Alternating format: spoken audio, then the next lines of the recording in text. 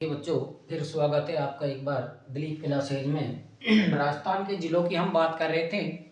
उनमें अगला जिला जो आता है, नेक्स्ट जिला जो आता है हमारा जोधपुर शहर आता है। वर्तमान में जो जिले हैं, जोधपुर जो शहर था उस जोधपुर शहर का वर्णन, जोधपुर शहर में कुछ हिस्से अलग कर दिए गए हैं। जैसे जोधपुर है, जोधपुर में जोधपुर ग्रामीण और जोधपुर शहर अलग कर दिया। ऐसे ही फलोदी जो है, वो फलोदी भी आपका जयपुर जो शहर है उस जोधपुर जो जिला है, जोधपुर से ही आपका फलोदी अलग किया है। और जोधपुर ग्रामीण यानी कि 3 के हैं। तो अब बात करते हैं जोधपुर शहर जो है। इस जोधपुर शहर का अगर प्राचीन नाम बात करें तो जोधाना कहा जाता था। इस जोधपुर शहर का जो प्राचीन नाम था वो जोधाना मरुधर था, जोधाना कहा जाता था। मेवाड़ जो एक क्षेत्र आता है, उस मारवाड़ जो क्षेत्र आता है उसकी सीमा में ये आपके आता है। जोधपुर जो है मारवाड़ जो उसकी सीमा में आता है। जोधाना जो है, जोधाना मरुधर जो था जिसका प्राचीन नाम था जो जोधपुर, वर्तमान का जोधपुर जो है, उस जोधपुर की अगर बात करें तो वर्तमान में जोधपुर जो है उस जोधपुर से आपके जोधपुर शहर, जोधपुर ग्रामीण और फलोदी जो है, 3 जिलों का लगभग आपका वर्णन निर्माण किया गया है। और जिले पहले जोधपुर अकेला हुआ करता था, उस जोधपुर में क्या 2 जिले और जोधपुर शहर और जोधपुर ग्रामीण और फलोदी जो है वो निकाल दिया गया है। बात करें कि इसके उपनाम की अगर बात करें, उपनाम की बात करें तो ये सूर्य नगरी जो कहा जाता है। जोधपुर शहर जो है उस जोधपुर शहर को सूर्य नगरी कहा जाता है। बात है कि कई बार क्वेश्चन एग्जाम में ये क्वेश्चन आ चुका है एग्जाम में कि सूर्य नगरी जो है, सूर्य नगरी किस जिले को कहा जाता है। तो सूर्य नगरी जो है आपका जोधपुर शहर जो है, उस जोधपुर शहर को, जोधपुर जिला जो है उसे सूर्य नगरी कहा जाता है। मरुस्थल का प्रवेश द्वार इसे कहते हैं, राजस्थान का मरुस्थल। अगर आप जोधपुर में आगे जोधपुर के अंदर चले जाते हो तो उसके बाद समझो कि राजस्थान का जो मरुस्थल है उस मरुस्थल में आपने क्या कर लिया है, प्रवेश कर लिया है। तो जोधपुर जो है, जोधपुर शहर जो है जिला, उस जिले को राजस्थान का मरुस्थल जो है, राजस्थान में जो मरुस्थल फैला हुआ है उस मरुस्थल का प्रवेश द्वार अगर बात करें कि हम इधर से जाते हैं, प्रवेश द्वार की अगर बात करें तो प्रवेश द्वार जोधपुर शहर को हम क्या करेंगे, इसको मानेंगे प्रवेश द्वार। किसका प्रवेश द्वार? मरुस्थल का प्रवेश द्वार। देखो अलग अलग है, मरुस्थल का प्रवेश द्वार अलग है, सिंह द्वार अलग है, ठीक है, सूर्य नगरी का जो दिल वो अलग है। तो अलग अलग जिलों को अलग अलग हिसाब से देखा है। तो यहाँ मरुस्थल जो उसका प्रवेश द्वार कहते हैं ब्लू सिटी, ब्लू सिटी कहें क्या, नीला शहर। ध्यान रखना, आपसे पूछा था गुलाबी शहर की अगर बात करें कोई, तो गुलाबी जो शहर है, गुलाबी शहर कहते हैं जयपुर। गुलाबी शहर की बात करें तो गुलाबी शहर आपका हो जाएगा जयपुर। और अगर बात करें कि नीला शहर या ब्लू शहर जो होता है, ब्लू प्रिंट जो है, तो बात करें कि ब्लू सिटी या नीला शहर, वो आपके कहा जाता है जोधपुर को। जोधपुर जिला जो है उस जोधपुर को नीला शहर या ब्लू सिटी हम कहते हैं। उसके बाद उसे मरु प्रदेश, राजस्थान का मरु प्रदेश, मरुस्थल जो है या तार का मरु जो होता है, मरुस्थल का प्रवेश द्वार अंदर से होता है, इसलिए इसको क्या कहा जाता है, मरु प्रदेश भी हम इसको कह सकते हैं। राजस्थान के यानी कि सूर्य नगरी, उपनाम जो है सूर्य नगरी, मरुस्थल का प्रवेश द्वार ब्लू सिटी, नीला शहर, या फिर कहें कि मरु प्रदेश। भारत की वेर की राजधानी भी हम कह सकते हैं, हेलीकॉप्टर सिटी भी हम इसको जोधपुर शहर को कह सकते हैं। जोधपुर शहर जो है इसके कई जोधपुर नाम है। बात करें जोधपुर की कि जोधपुर जो शहर था उस जोधपुर शहर को बसाया किसने इसकी स्थापना की थी जोधपुर शहर की, तो राव जोधा जो थे, राव जोधा ने इसे 1459 ईस्वी, 1459 ईस्वी में राव जोधा जो थे, राव जोधा द्वारा इस शहर को, जोधपुर शहर को बसाया गया, या जोधपुर शहर जो है उस जोधपुर शहर की स्थापना की गई। किसके द्वारा? राव जोधा के द्वारा। कब की गई? 1459 ईस्वी में, ठीक है। बात यह है कि उसके बाद माचिया सफारी उद्यान जो है, माचिया सफारी जैविक पार्क जो है आपका, माचिया सफारी, वो आपके जैसलमेर जो शहर है उस जैसलमेर शहर में आपको देखने को मिलता है कि माचिया सफारी पार्क की अगर हम बात करें कि माचिया सफारी पार्क जो कहाँ है, वो आपको जोधपुर शहर में देखने को मिलता है। उसके बाद आता है काजरी अनुसंधान संस्थान जो है, काजरी का अगर राष्ट्रीय केंद्र जो देखा जाए, उसके एक संस्था अगर देखी जाए तो काजरी का अनुसंधान संस्थान जो है वो आपके पाएगा आपको जोधपुर शहर में, यानी कि काजरी अनुसंधान संस्थान कहाँ है? जोधपुर। बात करें कि बाजरा अनुसंधान संस्थान है, कृषि की अगर बात करें कि बाजरा, देखो मैंने पहले बताया था राजस्थान का पश्चिम भाग जो है सर्वाधिक बाजरा प्राप्त करता है, सबसे ज्यादा बाजरा उत्पादन होता है, जिसमें जोधपुर सबसे ज्यादा, ठीक है। अब बात है कि बाजरा अनुसंधान केंद्र की बात करें तो वो मंडोर में पाया जाता है। बाजरा अनुसंधान केंद्र जो है आपका मंडोर में, और मंडोर आता है आपके जोधपुर में, ठीक है। तो बाजरे की अगर बात करें कि आपसे पूछा जाए बाजरा अनुसंधान संस्थान आपका कौन से स्थान पर या कौन से जिले में स्थित है, तो जोधपुर जो आपका शहर है, ध्यान रखना, जोधपुर शहर में आपके पाएगा बाजरा राष्ट्रीय केंद्र अनुसंधान संस्थान, मंडोर जोधपुर में, ठीक है। राव जोधा ने इसकी स्थापना की थी। प्राचीन नाम की अगर बात करें तो जोधाना मरुधर है। राव जोधा ने 1459 ईस्वी में बात की थी। अब वो कब की थी, कैसे इसका युद्ध, वो हिस्ट्री की बातें जो अलग करेंगे। हाँ हिस्ट्री की है वो बेटी हिस्ट्री में बात करेंगे, जो हिस्ट्री की है वो हिस्ट्री में बात करेंगे। बाकी यहाँ सिर्फ इतना था कि ये राजस्थान जो है इसकी अभी बात की जाए तो कल्चर जो है उसकी संस्कृति या भूगोल जो है उसकी थोड़ी आपको बात करें। माचिया सफारी है यहाँ के, अगर देखा जाए तो बादला जो है, बादले यहाँ के प्रसिद्ध ठंडे मटके जो होते हैं जल के लिए जिन्हें बनाया जाता है, जल का उपयोग जिनमें किया जाता है। माचिया सफारी पार्क की अगर हम बात करें तो माचिया सफारी पार्क भी हमें इधर ही पड़ता है, आप वो आपके यहीं पढ़ते हैं जोधपुर में। तो इतना ये जो है ये उतार लो, उसके बाद नेक्स्ट दिखाते हैं।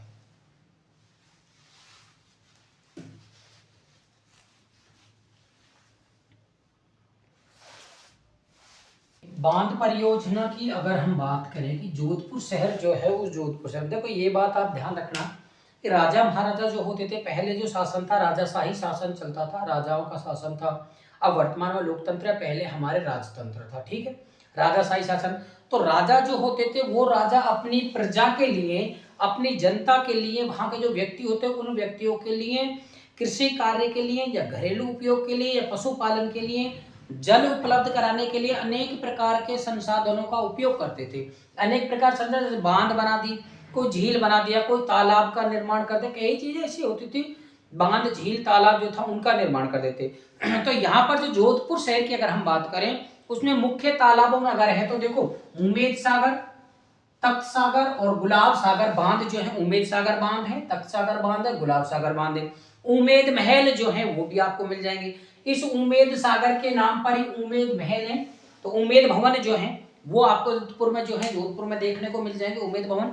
तो ध्यान रखना, बांध परियोजनाओं की अगर बात करें कि बांध परियोजना अगर आपके बांध बनाए गए, उन बांधों में जल को इकट्ठा किया गया और उन बांधों से एक छोटी नहर द्वारा, ये कहे कि छोटी एक नहर निकाली गई है, उस नहर द्वारा वहां के ग्रामीण इलाका जो क्षेत्र था, जो व्यक्ति कृषि कार्य करते थे, जमींदार व्यक्ति जो थे, उन मजदूर वर्गों के लिए, या जमींदार वर्ग जो थे, जमींदार जो कृषि कार्य करते थे, हाँ कृषि कर, वर्षा कम होती थी, बाकी पानी नहीं है, वर्षा के आधार पर निर्मित था।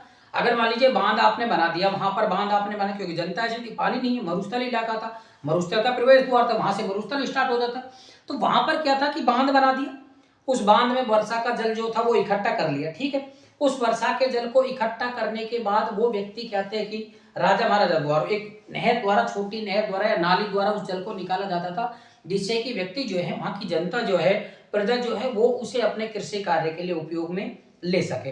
हाँ राजस्थान का जैसलमेर मरुस्थल जो भाग था, ऐसे मरुस्थल भाग था, पानी की कमी हुआ करती थी, आज तो फिर भी पानी है, बाकी पानी की कमी हुआ करती थी। पानी की अगर बात बताए तो यहाँ तक ऐसा था कि व्यक्ति जो थे टांका का प्रयोग करते थे। टांका शब्द, हाँ टांका जो है एक तरह का वर्तमान में, जैसे अपने यहाँ वर्तमान में जो कुंडा बनाते हैं, हम कुंडा जिसे बोलते हैं, हम अंडरग्राउंड जो खोदते हैं, यानी कि 4 फुट चौड़ाई होती है उसकी और 6 फुट गहराई लगभग होती थी। वो व्यक्ति क्या करते थे, वर्षा का जल इकट्ठा करते थे। वर्षा का जल का, पहली वर्षा आई, अगर वर्षा आएगी तो पहली वर्षा के जल को वो नहीं लेते थे, अपनी घर जो थी उन घर की छतों को या नाली को उस पहले वर्षा के जल से साफ कर देते थे। उसके बाद जैसे ही वर्षा का जल आता था, उस वर्षा के जल को उसमें इकट्ठा कर लेते थे, इकट्ठा करके डालने के लिए वो व्यक्ति अपने उपयोग में उसे ले लेते थे, ठीक है, वो व्यक्ति। तो टांका जो था एक तरह का अपना वर्तमान जो कुंडा बनाते हैं वो वहां टांका कहते थे उस व्यक्ति, उसको हम कुंडा कहते हैं जो वर्तमान में यहाँ डलाते हैं, ठीक है। झीलों की बात करें तो कायलाना झील, बालसमंद झील, तख्त सागर झील। झील भी ऐसे ही थी, राजा शासन जो थे अपने नाम पर सॉरी अपने नाम पर जो थी किसी झील का निर्माण करा देते, एक झील आपको बना दी, झील निर्माण कर दिया, झील में बांध से, किसी बड़े बांध से या कोई नदी द्वारा पानी डाइवर्ट कर उसमें पानी ला दिया, पानी लाने के बाद जनता को वो सौंप दिया, हाँ जनता को दे दे। वो नहीं है बेटा, बात ये थी कि ये घूम फिर के आना जनता के ऊपर ही था। भाई राजा ने उनको पानी दिया, बांध या झील बनाई, उन्होंने पानी इकट्ठा किया, दूसरे जगह से लाया, किसी नदी से लाया, बारहमासी नदी से लाया, वर्षा का जल इकट्ठा करके लिया। वो राजा जो था जनता से ले लेता, जनता से कैसे लेता मैं बताऊं, जनता ने आपने कृषि की, भाई आप क्या कर रहे हो, मान लीजिए यहाँ कृषि कार्य कर रहे हो, पानी का उपयोग आप कृषि के लिए ही तो करोगे ना, कृषि उपयोग में पशुपालन घर के लिए कर। राजा जो होता था आपकी कृषि जो होती है उस कृषि पर टैक्स लगा देता था।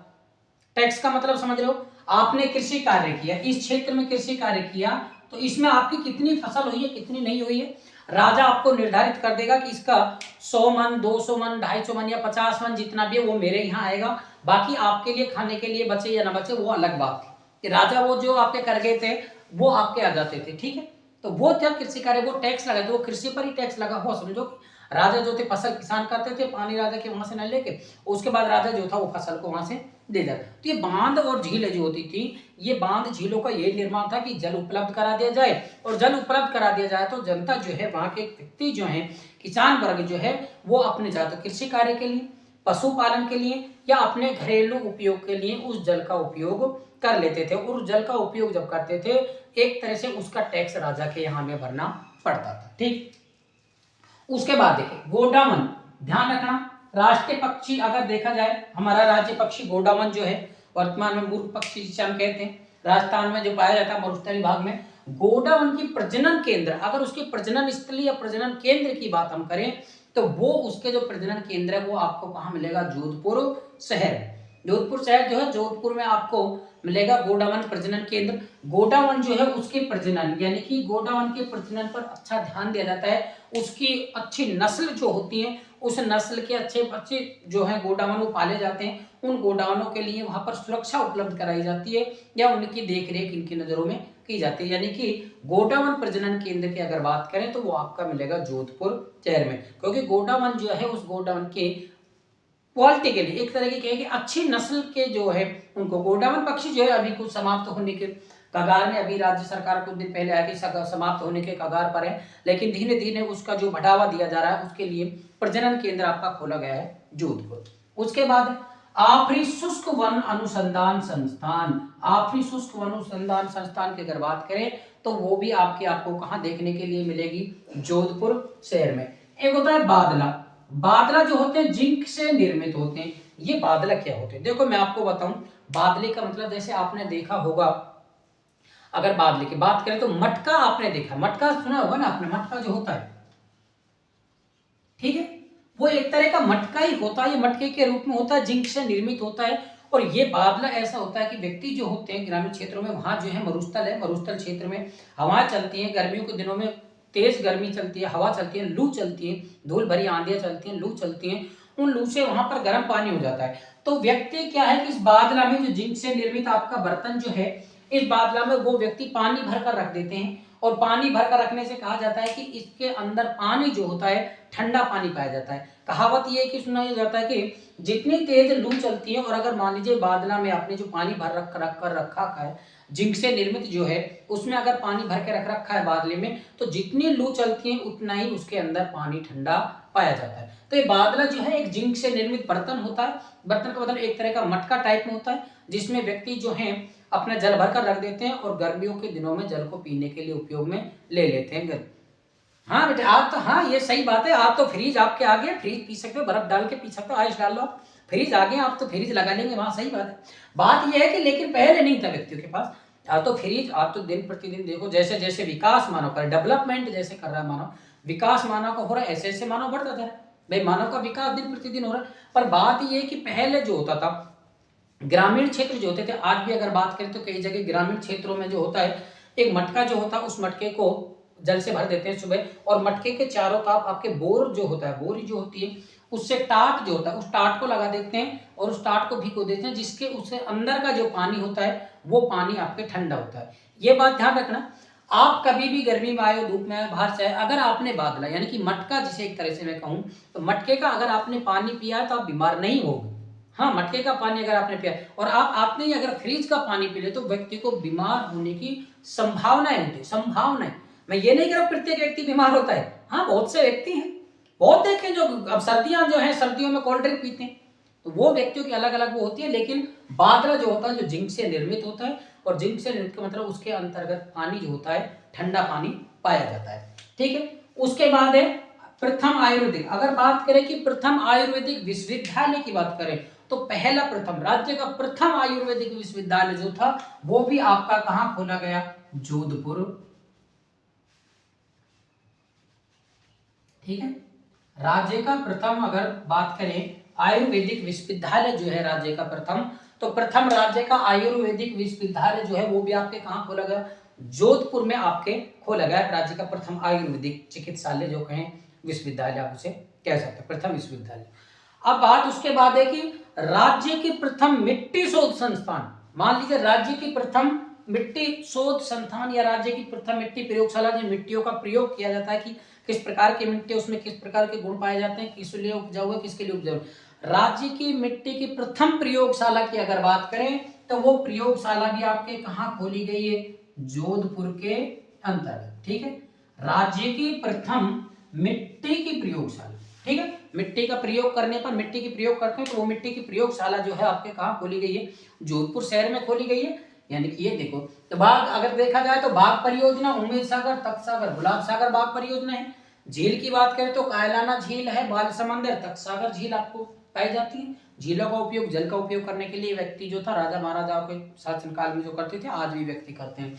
गोंडवाना प्रजनन केंद्र की अगर बात की जाए तो वो आपके जोधपुर जंतुआलय जो है उसमें गोंडवाना प्रजनन केंद्र है, जिसमें गोंडवाना की उत्तम नस्ल, अच्छी नस्ल के लिए पशुओं को या गोंडवाना को पाला जाता है।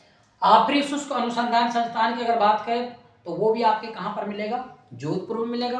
बादरा जो है जिंक से निर्मित बर्तन होता है, जिसमें पानी ठंडा होता है। राज्य का प्रथम आयुर्वेदिक विश्वविद्यालय की बात करें तो वो आपके जोधपुर में है। और अगर मिट्टी की प्रयोगशाला, प्रथम राज्य की प्रथम मिट्टी की प्रयोगशाला की बात करें तो वो भी आपके कहां मिलेगी, जोधपुर में मिलेगी। बाकी और ये उतार लो।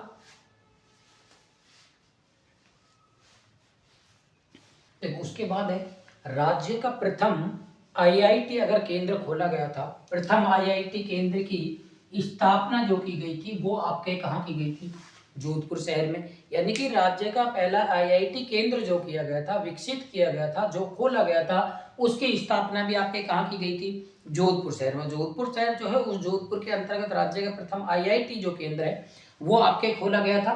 अजीत भवन जो है, यानी कि जोधपुर में जो अजीत भवन बनाया गया है, उस अजीत भवन को पहला राज्य का हेरिटेज होटल घोषित किया गया था सरकार द्वारा, कि राज्य का पहला हेरिटेज होटल जो घोषित किया जाएगा अजीत भवन को किया जाएगा। होटल का मतलब है कि विदेशी जो व्यक्ति आते हैं, यानी कि आपके जो घूमने के पर्पज से जो व्यक्ति आते हैं यहाँ, इधर जो आते हैं घूमने के व्यक्ति, जो घूमने के लिए यहाँ पर आते हैं, वो व्यक्ति जो है उन व्यक्तियों को वहां पर ठहरने की व्यवस्था, भोजन की व्यवस्था कराई जाती है। ठीक है, तो अजीत भवन जो है आपका, इस अजीत भवन को राज्य का प्रथम हेरिटेज होटल जो है, वो पहला हेरिटेज होटल घोषित किया गया था अजीत भवन को। राज्य का पहला हेरिटेज होटल किससे घोषित किया गया, अजीत भवन को। बात करें कि ध्यान रखना, जोधपुर जो है उस जोधपुर की चमड़े की जूतियां, जोधपुर की चमड़े की जूतियां जो हैं वो हमारी प्रसिद्ध हैं। जोधपुर जो है, उस जोधपुर में जो व्यक्ति चमड़े की जूतियां जो पहनते हैं वो जोधपुर शहर की प्रसिद्ध है चमड़े की जूतियां। बात करें कि एक देखो, राष्ट्रीय पोशाक के रूप में जोधपुर का जो कोट है, जोधपुर का जो राजा महाराजा पहनते थे, जोधपुर का जो कोट होता है, वहां का कोट जो प्रसिद्ध है, उस कोट को राष्ट्रीय पोशाक का दर्जा दिया गया। देखो, जोधपुरी कोट जो है, उस जोधपुरी कोट को राष्ट्रीय पोशाक का दर्जा प्राप्त हुआ है, या राष्ट्रीय पोशाक का दर्जा दे दिया गया है। चमड़े की जूतियां जो है वो आपके जोधपुर की प्रसिद्ध हैं। चमड़े की अगर जूतियां की बात करें कि चमड़े की जूतियां कहाँ मिलती है, तो सबसे ज्यादा जोधपुर जो है वहां की आपके प्रसिद्ध है। मिलने को तो बाकी आपके यहाँ भी मिल जाएगी। यह कहे कि ईसबगोल या घोड़ा जीरा जिसे कहें, जलजीरा जिसे हम कहते हैं, वो भी आपका जोधपुर शहर जो है उस जोधपुर का ही आपका प्रसिद्ध है। कई बार ऐसा होता है, कई व्यक्तियों को पेट की प्रॉब्लम जो हो जाती है, गैस जो बनती है, उन गैस की प्रॉब्लम जो व्यक्तियों को हो जाती है, तो उन व्यक्तियों को जलजीरा दिया जाता है, घोड़ा जीरा जो है ये दिलाया जाता है, जिससे उन व्यक्तियों को कुछ समय के लिए थोड़ा रिलीफ मिल जाता है। ठीक, उससे रिलीफ। तो जो ईसबगोल जो है, ईसबगोल या घोड़ा जीरा जो है उसका राष्ट्रीय अनुसंधान संस्थान अगर है, बात करें कि ईसबगोल का राष्ट्रीय अनुसंधान संस्थान केंद्र कहाँ खोला गया, तो वो केंद्र भी आपके कहाँ खोला गया है, जोधपुर में। ठीक है, ईसबगोल राष्ट्रीय जीरा अनुसंधान केंद्र आपके कहाँ खोला गया है, जोधपुर में। ध्यान रखना, काजरी जो है, माचा सफारी पार्क जिसमें स्थित है, काजरी जो है, उस काजरी की अगर बात करें कि उप केंद्र, काजरी की बात करें, उप केंद्र की बात करें या उप संस्थाओं की बात करें, उसके अलावा और संस्था खोली गई है, तो उसकी 5 संस्थाएं खोली गई। वो 5 संस्थाएं जो आपके जैसे बीकानेर में खोली गई है, बीकानेर है, जैसलमेर है, पाली है, भुज जो है आपके गुजरात है, और लद्दाख जो है आपके केंद्र शासित प्रदेश जो हो गया उसमें खोली गई है। यानी कि काजरी अनुसंधान संस्थान जो है या काजरी के 5 उपकेंद्र जो हैं आपके, 5 उपकेंद्र जो हैं वो आपके एक बीकानेर में है, एक जोधपुर, एक पाली, एक भुज जो है आपका गुजरात में पड़ता है, और लद्दाख जो है आपका जो केंद्र शासित प्रदेश बन चुका। जम्मू कश्मीर पहले हुआ करता था, वर्तमान में ये जो लद्दाख जो है केंद्र शासित प्रदेशों की श्रेणी में आते हैं। तो काजरी जो है आपका अनुसंधान संस्थान, काजरी के 5 उपकेंद्र खोले गए हैं, जिनमें 3 केंद्र तो आपके राजस्थान में ही है, बीकानेर, जैसलमेर और आपका पाली। ठीक, तीन तो बीकानेर, जैसलमेर और पाली है। उसके बाद भुज जो आपका गुजरात में है, और एक आपका खोला गया है लद्दाख केंद्र शासित प्रदेश में। तो यह ध्यान रखना कि काजरी अनुसंधान संस्थान के कितने उपकेंद्र हैं, 5 खोले गए। 5 में आपको कोई संस्थान का नाम दे दे, इनमें एक के और पूछ ले कि कौन सी जगह है कौन सी नहीं है, तो आपको ये बताना कि कौन से संस्थान आपको प्राप्त है, कौन सी वो स्थान है या नहीं, ये आप उतार।